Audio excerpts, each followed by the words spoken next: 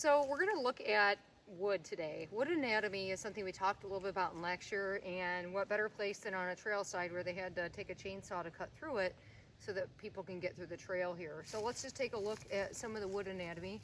Remember, folks, that the centrally located wood that's dark because it's impregnated with decay-resistant compounds, all kinds of antifungal compounds, especially to prevent against wood rotting.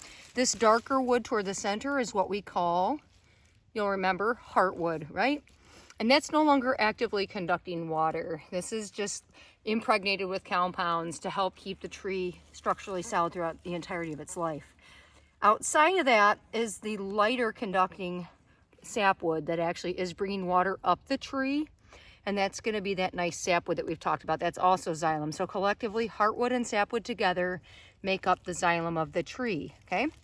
Just outside of the xylem, this next layer out is actually a microscopic layer of cells, and it's a special secondary lateral meristem.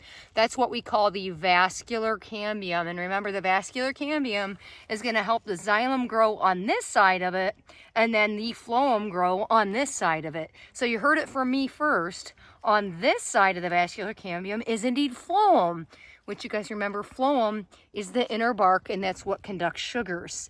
Lastly, outside of the phloem layer here, the inner bark is what we refer to as the outer bark, and that's this amazing stuff right here. This outer bark is made out of periderm, basically glorified cork. It's very protective of the tree. So to summarize, the bark then is the inner bark here, the phloem layer, and the outer bark here, again, the periderm together. If you guys take a look here throughout this area, I'll just point out right here.